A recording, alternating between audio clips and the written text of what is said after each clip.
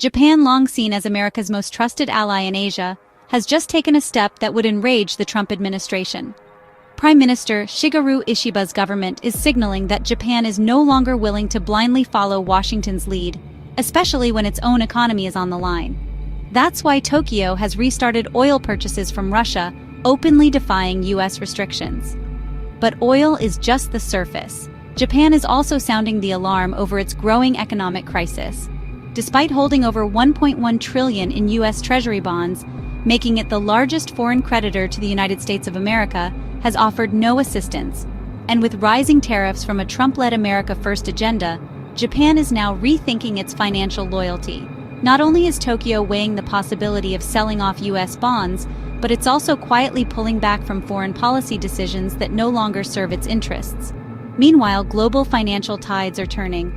The dominance of the US dollar is being challenged not only by BRICS nations, but also by over 20 other countries that are drifting toward Chinese yuan-denominated bonds. The impact is becoming visible.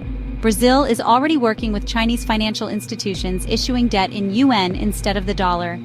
This is happening while the United States drowns in over $36.9 trillion of debt, and demand for its long-term bonds continues to weaken. As BRICS plus countries shift to Chinese markets, we may be witnessing the slow unraveling of a financial order that once cemented American power. The unsettling part, the world is changing and most people have no idea. For more than 50 years, Japan was the reliable sidekick in America's Asia strategy. It supported Washington's decisions, followed its lead, and never caused trouble in foreign policy. That era of quiet compliance seems to be over. Japan has resumed oil imports from Russia, something the US strongly opposes and tried to prevent. This isn't a secret operation. It's a publicly endorsed deal backed by Tokyo. The oil in question, around 600,000 barrels of Sakhalin crude, was purchased by Taiyo Oil, a Japanese refiner under direct government encouragement. This oil comes from the Sakhalin II project, which also supplies Japan with essential liquefied natural gas. Japan's energy security depends on this supply chain. Refusing the oil would disrupt the flow of gas, something Japan cannot afford. This move technically falls under a temporary US waiver, an exception that lets Japan continue importing Succulent 2 crude without violating American sanctions, but that waiver expires on June 28, 2025. When that deadline arrives, Japan will face a choice: obey US pressure or face energy shortages. For now, Tokyo is buying time.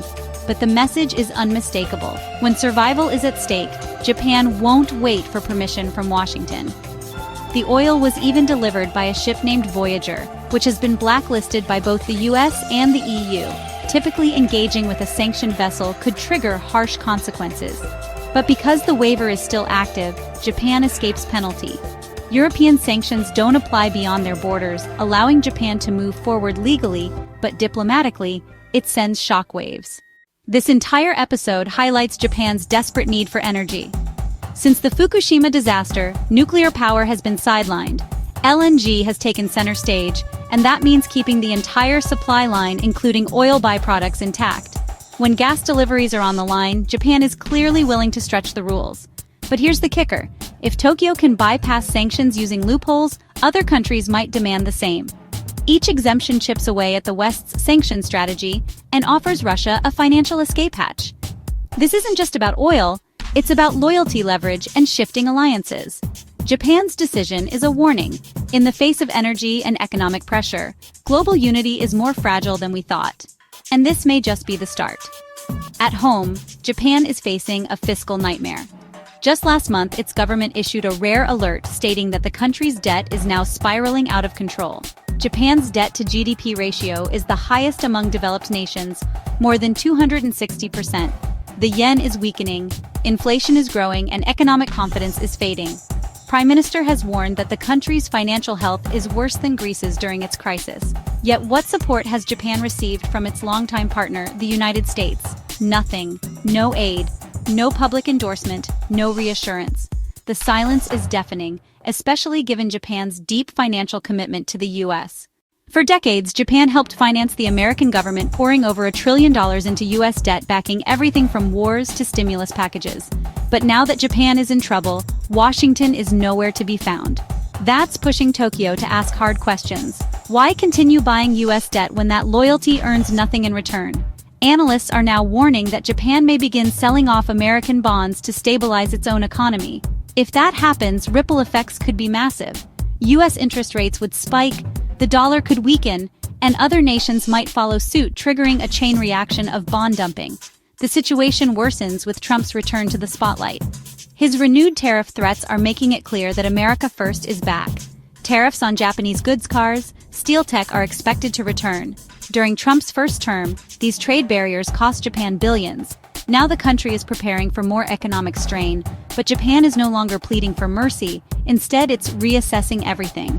Tokyo is reviewing its economic strategies, rethinking military cooperation, and considering whether US-aligned policies still make sense.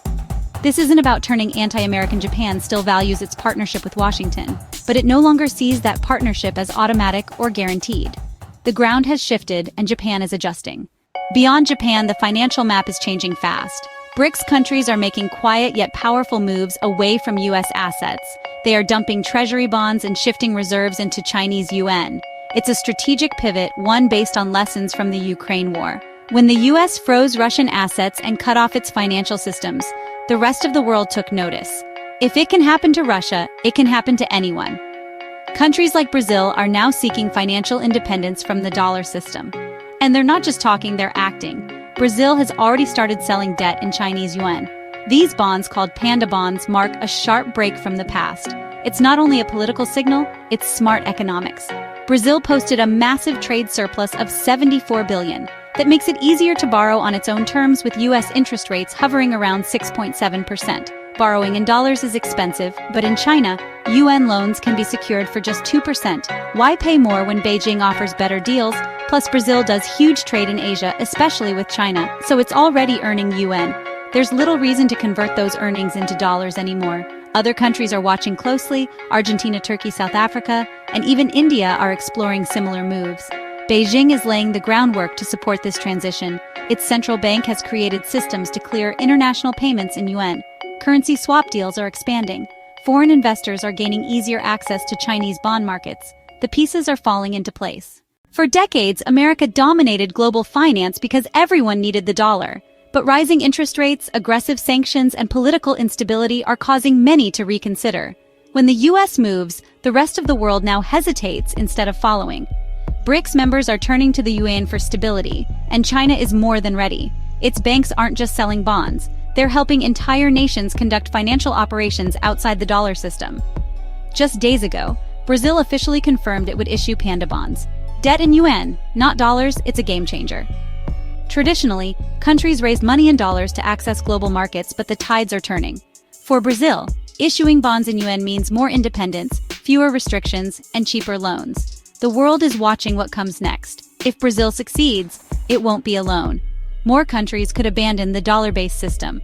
The change won't be instant, but make no mistake, the shift is happening, and Trump's tariff wars aren't helping. By making it harder for countries to sell goods to the US, he's also making it harder for them to earn the dollars they need to buy American debt. That's a dangerous loop. If fewer countries have dollars, fewer will buy US Treasury bonds. And if fewer people buy America's debt, interest rates must rise to lure them back. Higher borrowing costs mean more financial pain for the US government, which already owes over $36.9 trillion. Even small increases in rates could add hundreds of billions in yearly costs.